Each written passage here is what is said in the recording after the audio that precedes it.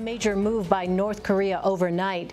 Pyongyang claims it successfully tested an intercontinental ballistic missile. The weapon was launched from North Korea's west coast, traveling nearly 600 miles before landing in the Sea of Japan. Independent scientists say it could have reached Alaska. David Martin is tracking the situation from the Pentagon. David, the U.S. military is doubting North Korea's claim that this was actually an intercontinental missile. Why is that?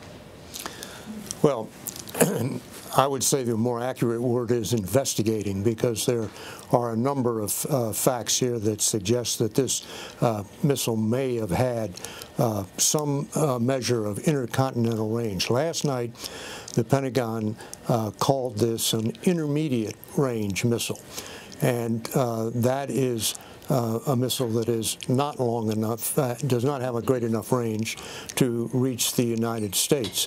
But the same statement said that the missile flew for 37 minutes. Well, 37 minutes is almost exactly the time it would take an intercontinental missile to get from Korea all the way across the Pacific to the United States. Yet it only flew about 600 miles off the coast of North Korea. And the reason it did that was it followed a very steep trajectory, which took it very high up and then back down. Outside experts who have looked at that trajectory and have done the numbers say that if that missile were fired on a normal trajectory, in other words, one that was intended to take advantage of the range its rockets could reach, that missile could have gone in excess of 4,000 miles.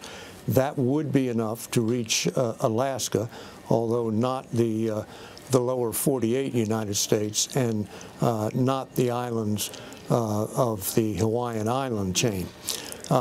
When you ask U.S. military officials about these outside estimates, they say they are not disputing them.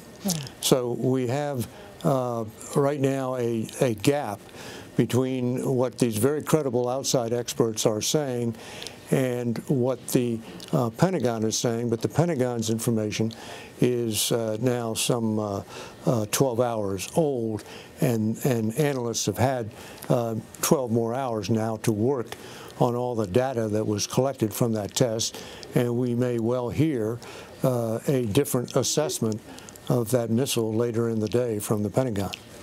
David, what about the timing of this launch? What message do you think Kim Jong-un might be trying to send, perhaps?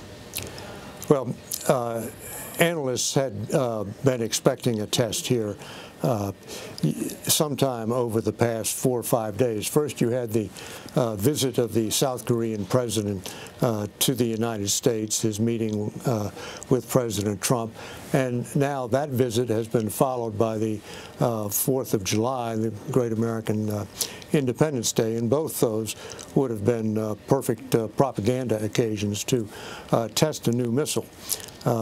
Many people were surprised that we had gone past the visit of the South Korean president without seeing a test, but on July 4th, in their July 4th, on the other side of the date line, we saw a 4th of July missile test last night. All right, David Martin at the Pentagon for us. David, thanks so much. Sure thing.